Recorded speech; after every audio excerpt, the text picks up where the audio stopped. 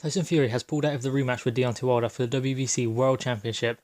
Their rematch was called by the WBC and the deal has not been reached yet, and now Tyson Fury has pulled out. He has recently done a mega deal with ESPN and Deontay Wilder fights on Showtime, but still he doesn't fight on Showtime as a broadcaster deal. He fights on a fight-to-fight basis, so there's no reason why he can't fight on ESPN, but still the fight has fallen through and is not going to happen, which I kind of imagined would happen anyway. I never really saw this rematch going ahead.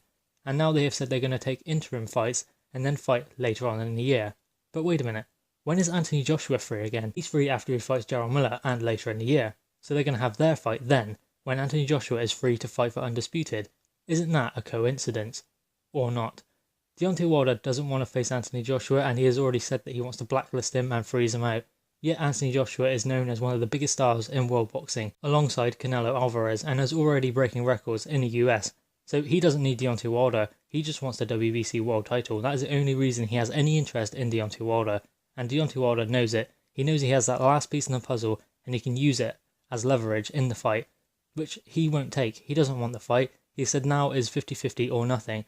And Anthony Joshua will probably offer him 50-50 and he won't take it because he's going to fight Tyson Fury later in the year instead of fighting Anthony Joshua when he is free again. It's the same when the Jarrell Miller fight was announced. Deontay Wilder said Anthony Joshua could have had the fight in the US if he wanted it after the fight was announced.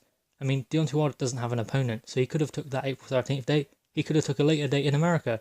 Eddie Hearn and Anthony Joshua said they would be happy to go over to the US to bring the WBC belt home, but Deontay Wilder didn't want it. The only time he ever talks about Anthony Joshua is when Anthony Joshua is tied down with a fight, and now he is saying he's going to fight Tyson Fury later on in the year when Anthony Joshua is free to fight again. Can you not see the conspiracy here? Why would they put this fight off? There's no reason why it can't happen next. They are not mandated to fight anyone else. The WBC have ordered the fight and made it easy for them, so there's no reason why they can't fight. Deontay Wilder can fight on ESPN. He's not tied down to Showtime, so the fight can go ahead.